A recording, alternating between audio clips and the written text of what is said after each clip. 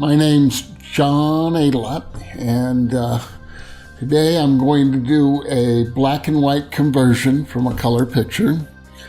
I have one selected right here in Lightroom, and in previous years I was doing channels to layers, and then a couple of years ago I obtained a copy of Google Nik Silver Efex Pro, and I really like the plugin, so I use the plugin quite a bit. Not all the time, but most of the time now. So I have it open in Photoshop already right here, and take a look. It's pretty pleasant. It's you know, we've got kind of a wash of color with the sun to the left, and then it's, you know, real blue to the right and sun to the left. And the first thing I'm going to do when I open it up is I'm going to look and see, you know, if I want to crop. And I don't really want to crop, but I got a couple of distractions, okay? One being right up here. And I kind of like to get rid of those, you know. I mean, it like belongs there, but it's just not, my eye kind of went up to this one especially. And we can probably just do that real easy by moving it straight across like that. And just Command D there to get rid of the thing. This isn't bothering me very much there, but these two have quite a bit that they're taking away or adding to the photo. And this one here, because it's so bright, we can just get rid of this one up here too. While we're at it, the area, and just kind of cleans up. I hit Control D to make it go away. And in the foreground, I've got a few little things here, and you know, let's see how this tool does. And not bad. And this little branch here. Yeah, there's two schools of thought on this. A lot of people like to go ahead and leave them in because they're part of the scene, part of what's going on. I'm partial to that, but also I know that I want my pictures to be pretty nice visually. And I'm leaving a lot of little stuff around, just taking out the bigger ones in a real close foreground there. I go Control D to make sure I clear out the, I don't like that real good. I will try that again here. Get a little better. Yeah, it's a little better. Now, make sure I hit Control D, and then what I do is I'm going to go right into the Silver Efex Pro 2 here. And when it opens up, I never use all the controls, and I used presets, and I selected a few of my favorites, and that's the ones I usually go to, but there's 38 in all in here, and I got 10. Of course, this is just neutral, and what I do is I just hit my down key and I kind of run through them, and that's pretty wild, huh? Well, that one I like a lot better. That one is structure smooth, so it's got a lot of structure to it, and maybe too much in the foreground here. And I'm going down here, and probably the one I'm used most is the fine art process, and I do like that. That's pretty nice. And then wet rocks is kind of nice sometimes. Wet rocks put some film grain and a few things in there, and I don't always like that. And also I see my highlights kind of disappearing with that, and I like this one. So I'm gonna just stick with the fine art process. Now, when you first open it up, you're gonna have something like this. We got a histogram here. We can check different areas of our photo, different zones, by clicking on here, but I usually save that to till we get down a little bit. And I'm making note up here. I got some big highlights. I got some highlights over here that I might want to lower a little bit because it kind of pull the eye to the right. I want most of my attention over here. And maybe even over here, I kind of like what I have happening around this bush here. And so I'm going to go up and open up the global adjustments. And when you open them up, they're going to look like this, okay? And a lot of people just stop and use these right here. And you can see the preset is added a little contrast and left the structure in place. At least it appears that way. Well, if I click on this little triangle right next to the brightness there, it opens up a whole area. And down here, these two sliders, I always take them and move them all the way to the left, okay? Because it limits what happens in the shadows, and it limits what happens in the highlights with the controls. And that's for the brightness, contrast, and structure controls. So I start with them at the left here. Okay, overall brightness, I'm pretty happy with the brightness. The highlights, I might kick up just a little bit, you know, I get little more out of them. Midtones. In this case, I want to bring my midtones down a little bit to create a little mood to it. And my shadows, I want to keep them open. And so I kind of rock the midtones and the shadows. I pull the midtones and open up the shadows because, you know, as I cross over there, you know, and maybe I'm a little too much on the midtones. And, yeah, and take the shadows back down. Yeah, I'm kind of liking it about right in there. Now, I have a dynamic brightness, which I can take the whole brightness up or the whole brightness down. But I just kind of got a good feeling there. Before I go any further, I'm just going to close this up. I'm going to open up my color filters. And I don't think I'm going to use them on this image, but this one on the left is no filter. I just click on the red to start with. And I usually put it up to about 100%. Okay, make it fairly strong. And boy, that did kick up my highlights, didn't it? And then I can move them over here. And of course, as you go, you can see it just totally changes. And I want to go back towards my red end, yellow, orange, right in here. Wow. And that's, you know, and that's got a lot of drama, almost like they put a studio light back there to light that stuff up, huh? And so I'm liking it at the red, so I was not expecting that. I'm gonna back it down a little bit, okay?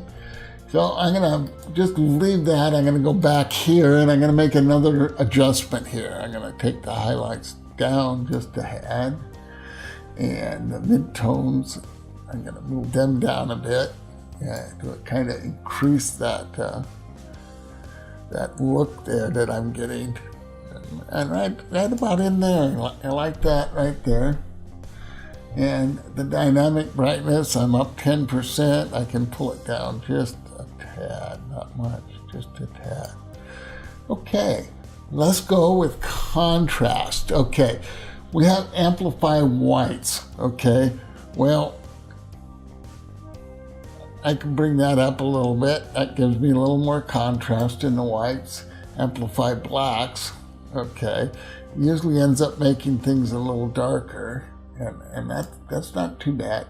Soft contrast, I'm there, or I can be more this way. Okay, I'm gonna come back just a little bit. I don't want to get, you know, overly dramatic. It starts to die. And it's on the downside a little bit, but it's okay. Okay. All right, structure. I can open this structure up. I'm looking at my highlights, okay, in my shadows. I want to pull my structure down, okay. I want to pull the fine structure down too a little bit. Okay. And the midtones, I can bring it up a little bit. But in my highlights, I do want to put in more structure. Okay. Yeah. This is getting awful busy in here, and it is busy. It's sand, it's got little tiny lines all over it, you know. Okay, so structure overall, I'm gonna, you know, I like what's happening in the mountains back there just a little bit, but I just don't want to go very far with it. Okay, and now if I pull everything out of the shadows, well, this is kind of like overall little balance there. Now let's pull everything out of the highlights. Okay. That's pretty nice right there. Okay, so I'm going to settle for that for my global adjustments. Now I'm going to look at some local areas. Example right here. This area here, it's way too bright for me. So I'm gonna go to selective adjustments. You drop a control point on there, and I want to start with the whites and stuff. The nice thing about this program is it kind of remembers the colors that you were working with and stuff. So I got brightness, contrast, and structure, but if you hit this little button, you get amplify whites, amplify blacks, and fine structure.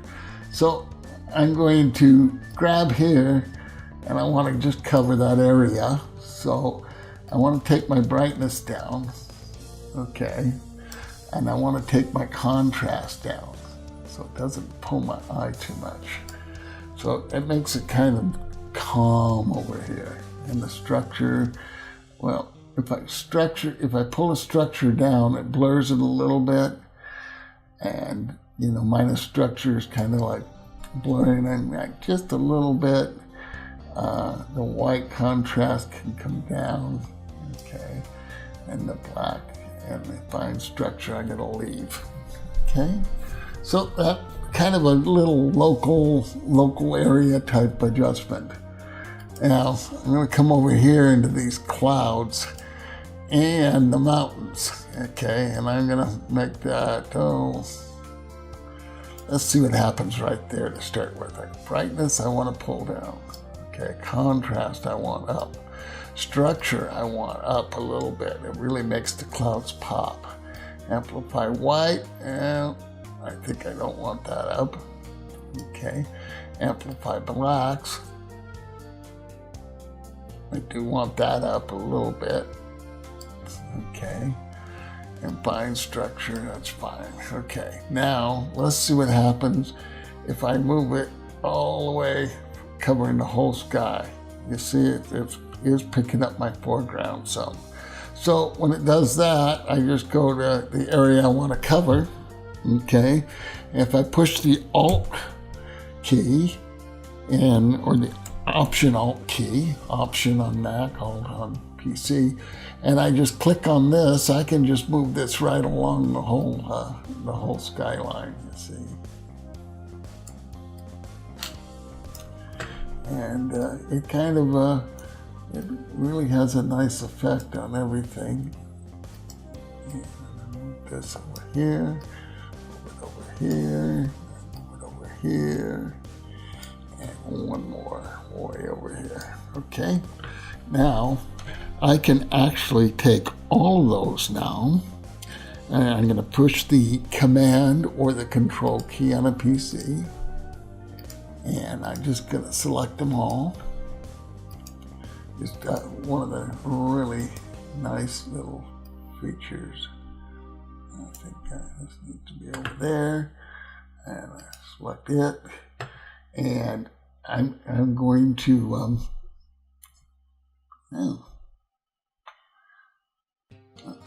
here we go. Right down here, if you push this little thing here, it groups them all together.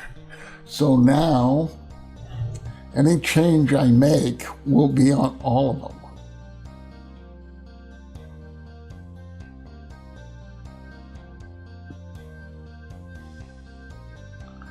And it's affecting the foreground a little bit, but that's okay, because the minute we put a point in there,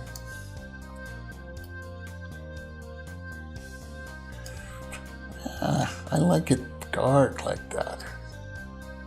I do like it dark like that. Very nice. Okay.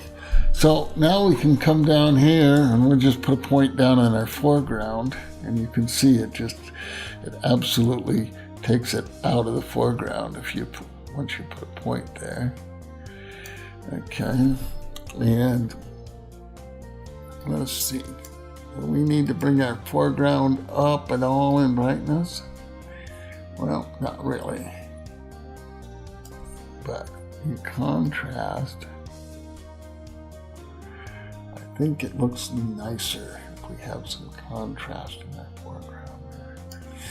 Okay, the structure, gets too crazy. So I'm going to actually pull the structure down a little bit. Okay. And amplify the whites. Well, not much whites in there to amplify a little bit. Amplify the blacks. That's what I like. So when you amplify whites and amplify blacks, you get more contrast. So that's what that's all about. And then fine structure, I'm going to pull it down a little bit so we don't get too much detail in here. Now for the brightness, I can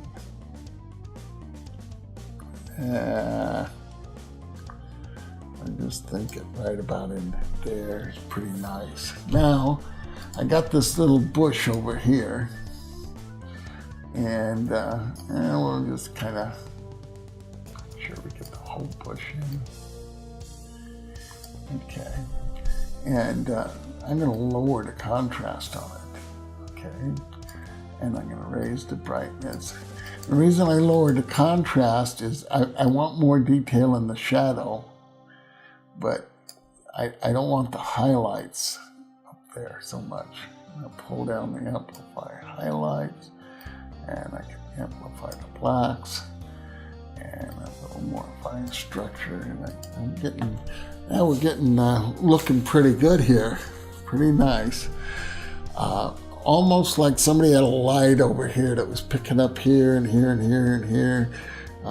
This is subdued some. Not a good part about this shot, but it's not bad. It's not gonna kill us or anything else like that.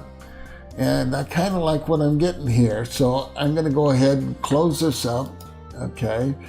And now if you want to, there's all types of films you can add in here, and different looks from different films, and you're probably going to want to start putting that in a little early, but you can see how much grain some of them adds and stuff like that. That's kind of fun to play with, but I'm not too much into that. But I do like to do the finishing adjustments, okay? And the first thing I like to do is toning. And so if we open that, drop the box down, and neutral's right there, then we have a couple of split tone possibilities. Selenium is my choice most of the time, not all the time. And because we're on sand, the blue's kind of nice, and cyanotype. But coffee works kind of nice with the dunes. But I really do like the copper tone with dunes. That just seems to be very nice, you know. In this case, I'm back here. I'm looking at the seleniums, and thought the coffee looked nice, and the copper. In this case, unusual. I think I'm going to put the coffee in. Okay, and what you want to do is of course your toning and all of this stuff will all be closed up like this the first time you use it. And the toning, I just push here, and I got my toning strength. I can make it a little more or a little less. Okay, and I kind of like it a little less right in here. Okay, now we got silver toning, and let me run this up, and that's in your your dark areas. You see it comes out the most in your dark areas, so you can switch around where you want it. And of course the strength goes, and then you got the balance too between the areas. Okay, so I'm gonna bring the strength down. Okay, and I'm gonna play with the balance a little bit. So my dark stuff gets a little more toning and than the whites. That's all. And I'll bring it balance up a little more, and the strength I'll bring down overall here. And then push it back up till it just feels right. And that's important, you know, when you're toning something. Strength's up pretty good. The balance. Yeah, right in there. That feels pretty nice to me. Not a real contrasty subject. And let me see what looks in selenium. And put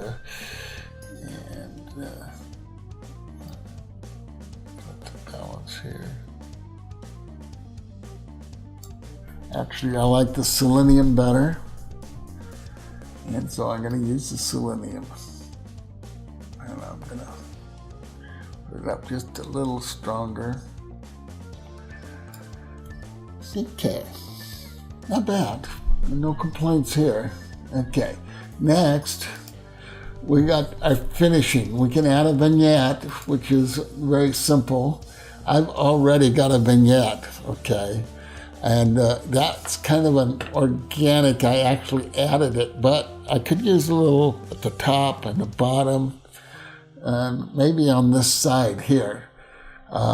So instead of vignette, I'm going to go to burn edges, okay? So left side is kind of already there, the top. Now, the way I work this, I always put my strength up and then adjust my size, okay? And then the transition, which takes it down a little further, okay? And then I'll pull strength down. And usually I'm very light on my strength. There's like 5%, 6%, okay? That's gonna keep my eye from, this cloud from pulling my eye right out. I can go down a little more. You know, I don't wanna be too far. I think 5 or 6%, 9%, okay. Now over here on the right, I can go here. Again, just pull the strength up pretty good.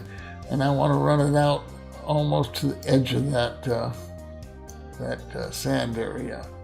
So it's kind of wide, you know. And then I'll bring it back to 9%.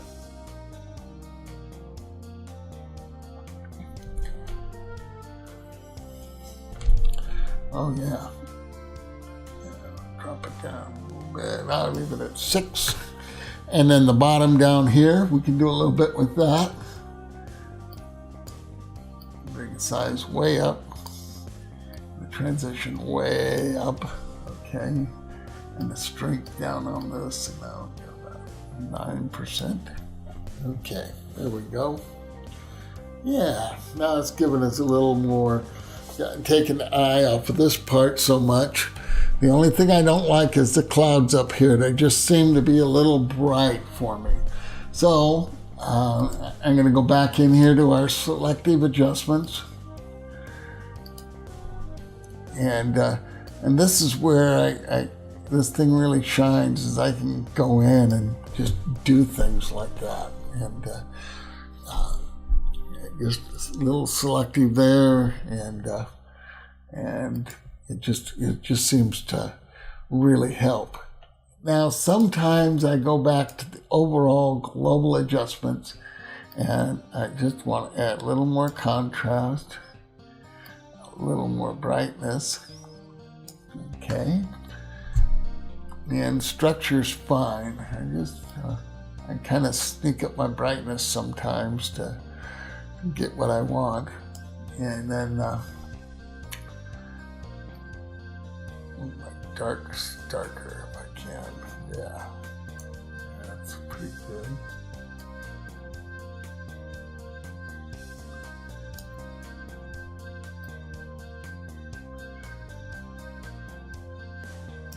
Contrast, dynamic brightness.